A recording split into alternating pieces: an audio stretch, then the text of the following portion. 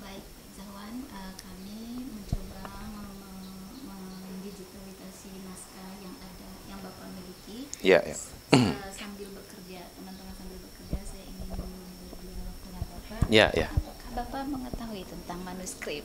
Oh, oke. Saya secara definisi ya memang belum detail tentang manuskrip. Yang saya pahami ya, manuskrip itu adalah naskah kuno yang ada ya, atau aksara kuno ya, baik yang berada di bahannya itu bisa dia berupa kertas, kertas biasa atau kertas Eropa atau di kulit kayu. Nah gitu. Nah, jadi manuskrip itu adalah atau dapat dikatakan tulisan tangan asli yang saya tahu itu. Itu yang saya tahu, Bu. Iya, tulisan tangan asli dan telah berusia lebih dari 50 tahun. Ya, ya, ya betul, sudah 50 tahun. Apakah selain naskah yang Bapak miliki ini, Bapak pernah melihat naskah yang lain? Oh, kalau naskah ya paling secara visual saya lewat TV gitu ya. Kemudian pernah juga lihat ya, tapi belum nggak detail karena lihatnya dari jauh aja. Dan ya paling sedikit aja Belum yang saya pernah lihat. bertemu secara langsung dengan naskah yang lain? Ya pernah hanya sepintas saja, belum nggak detail saya lihat gitu. Baik, baik. Dari naskah yang Bapak miliki ini berapa jumlahnya, Pak? Nah, kalau naskah saya ini ya secara kuantitatif ini memang lebih 20. Ya. Lebih 20 ya, ini memang ada dua bahan. Ini bahan dari kertas, ada kertas biasa dan kertas Eropa. Karena ya menurut informasi ada tulisan watermark-nya di situ. Kemudian selain itu ada bahan dari kulit kayu. Nah, kalau yang saya pahami ya itu dari kulit kayu halim katanya. Nah, atau lebih dikenal itu secara akademik itu buku lipat katanya. Nah, kalau itu saya ada 4 naskah ya. Ada yang 2 yang agak kecil, 2 yang agak besar. Nah, itu. Bagaimana kondisi naskah itu, Pak? Ya, kalau dari 4 itu ya, yang 3 menurut saya ya bisa dikatakan masih 100%, masih bagus. Cuman yang 1 yang agak kecil ya, itu agak dari segi tulisan agak buram.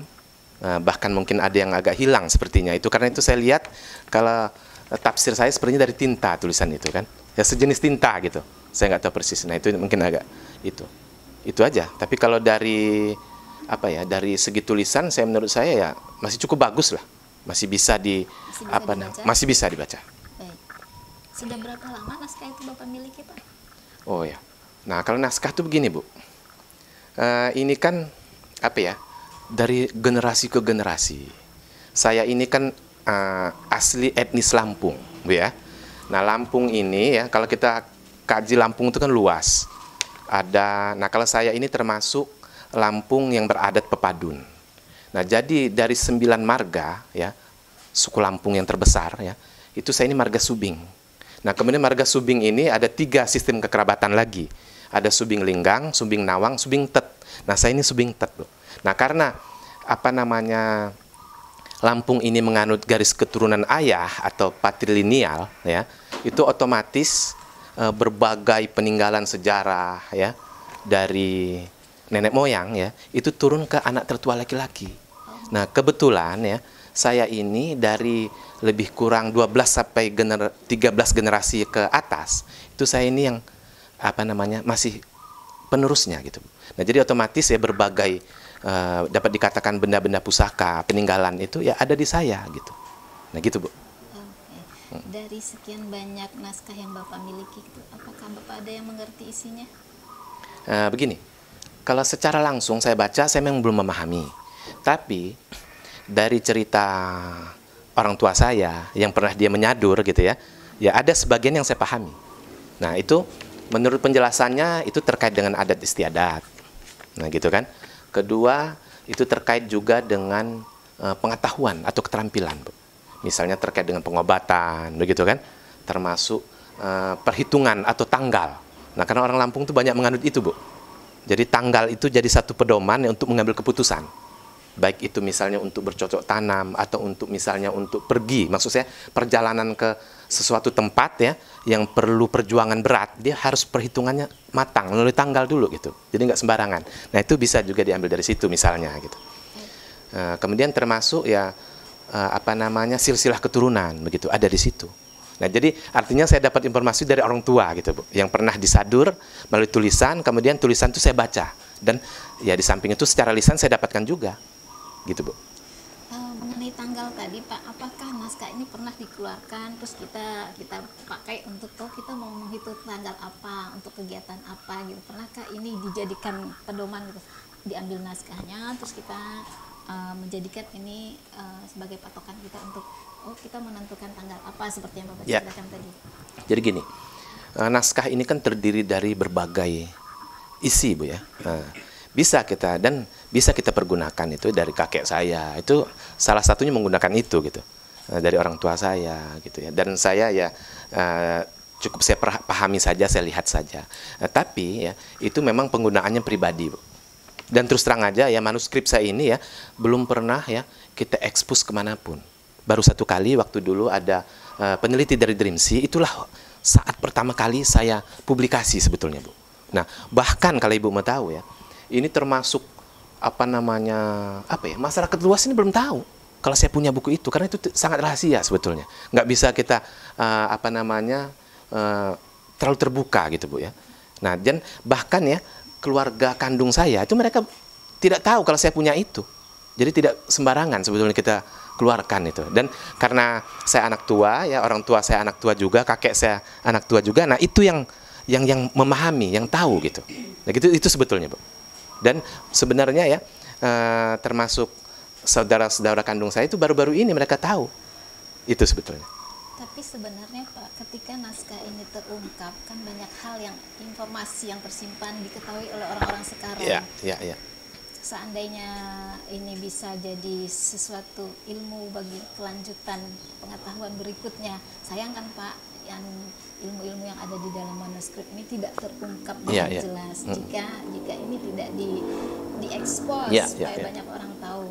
Maksud saya inilah suatu cara bagaimana kita mengungkapkan isi-isi naskah itu. Jadi sebenarnya ini suatu kerja hebat Bapak untuk membuka pengetahuan bagi generasi sekarang. Dan itu tidak hanya untuk keluarga Bapak, tapi juga untuk masyarakat Indonesia. Mungkin juga di luar negeri banyak yang ingin tahu. Jadi sebenarnya betapa besar manfaat yang Bapak berikan dengan membuka manuskrip ini, akan membuka banyak pengetahuan bagi orang yang melihat dan membacanya. Justru begini, Bu ya. Justru inilah makanya saya publikasi begitu ya, dari yang pertama dari Dreamsea dan sekarang gitu ya. Karena ya artinya apa ya? Agar publik tahu ya bahwa ternyata ya etnis Lampung itu sejak zaman dahulu kala, sejak zaman nenek moyang ya, pengetahuan tentang aksaranya luar biasa maju, dan ternyata mereka sangat efektif ya setelah menyampaikan pesan-pesan ya, pesan-pesan mulia gitu ya untuk generasi yang akan datang ya.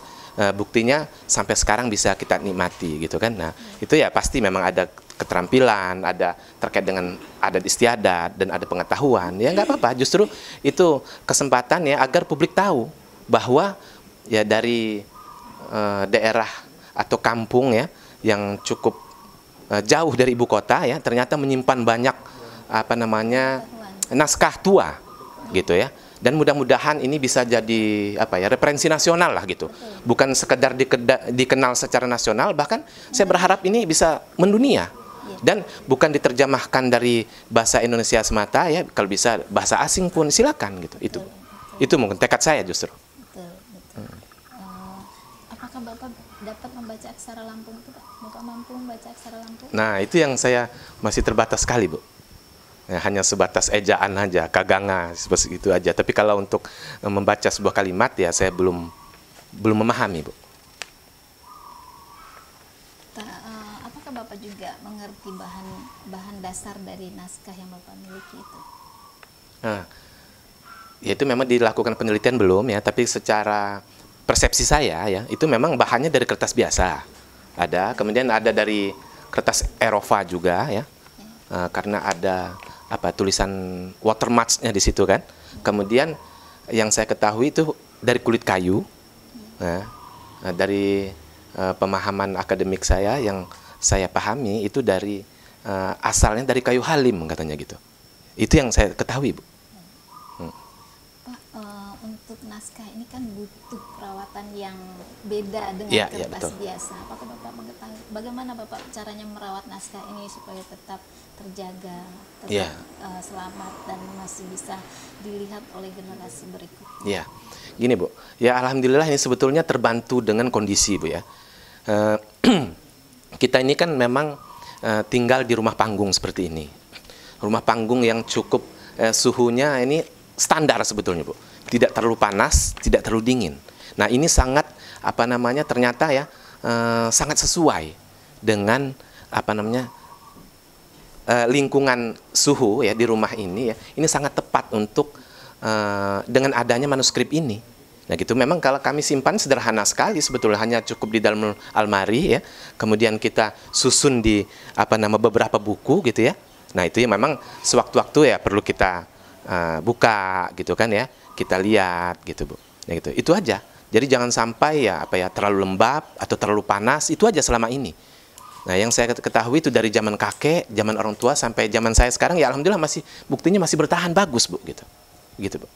Ada jadwal khusus bagi Bapak untuk membersihkannya, untuk merawatnya, mengeluarkannya atau mengangin-anginkannya supaya manuskrip ini tetap bertahan, tetap awet? Ya, ya. Ya artinya kalau secara waktu memang tidak ada ya. Tapi ya kira-kira kalau sudah apa nah sekitar 3 bulan ya itu harus kita lihat lagi lah gitu, kita baca gitu, kita buka-buka lagi, kita periksa begitu. Paling itu Bu.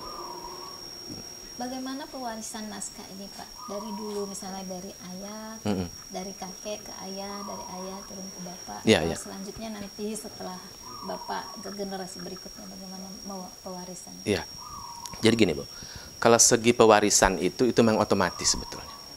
Jadi dari generasi yang anak tertua gitu ya, itu memang otomatis dia pemiliknya, gitu Bu. Itu otomatis. Jadi itu otomatis sebetulnya. Jadi bukan dari apa namanya ya harus kita pesan kemana gitu tidak. Jadi betul-betul ya memang harus itu tadi kata saya ya, etnis Lampung ini menganut garis keturunan ayah atau patrilineal. Nah jadi otomatis semua peninggalan sejarah ya, termasuk rumah, termasuk gelar, semua itu otomatis Bu. Itu turun ke anaknya, generasi berikutnya, begitu. Apakah ada kesepakatan tertulis atau tidak tertulis Pak untuk pewarisan ini? Oh itu memang nggak ada, itu apa ya, hukum tidak tertulis. Kesepakatan bersama? Enggak, memang udah dari nenek moyang kita orang Lampung ini karena menganut patrilineal ya, garis keturunan ayah itu udah otomatis, semua udah paham itu. Dan tidak mungkin generasi yang lain ya, artinya yang di bawah yang tua atau adiknya yang lain itu berani, mereka tidak mungkin. Nah, gitu. Jadi otomatis anaknya yang tertua ya itu yang pelanjut generasi keturunan berikutnya, begitu. Itu semua dari apa namanya eksistensi dia di hukum adatnya ya, keberadaan kepemimpinan di adatnya ya, termasuk apa namanya kepemilikan rumah panggungnya gitu ya, termasuk ya semua peralatan pengikutnya, turunannya ya. Maksud saya instrumen pelengkap dari rumah panggung ini kan banyak Bu. Ini misalnya kita ada kulintang, nah gitu kan. Yang namanya rumah panggung seperti ini yang namanya penyimbang namanya, atau istilahnya pimpinan adat, atau kalau bahasa umum itu kepala suku misalnya gitu, dia ya harus lengkap. Dia ada apa namanya kulintang dia punya gitu, rumah panggung dia punya, kemudian dia peralatan adat istiadat itu dia punya. Nah itu semua otomatis, itu instrumen pelengkap dan semuanya akan diwarisi otomatis begitu. Apa harapan Bapak untuk kedepannya dengan manuskrip dan semua pewarisan yang sedang Bapak pegang ya saat ini? Ya, saya berharap ya ini pengetahuan yang luar biasa yang sudah dari lebih kurang 13 generasi ke atas ya, itu ada hingga sekarang alhamdulillah saya masih bisa menikmati ya. Ini sebetulnya pesan-pesan mulia dari nenek moyang orang Lampung ya. Ini ya berharap ini bisa bermanfaat secara umum gitu ya. Apa pengetahuan yang ada di situ ya, ini bisa digali, bisa diterjemahkan dengan berbagai bahasa ya, kemudian bisa dinikmati oleh publik, dan agar generasi sekarang ini tahu begitu majunya pengetahuan masyarakat nenek moyang mereka dulu gitu. Nah, jadi paling tidak ini sebagai pemicu ya bahwa generasi sekarang ini harus jauh lebih hebat dari generasi yang lalu dong begitu. Gitu, Bu. Betul.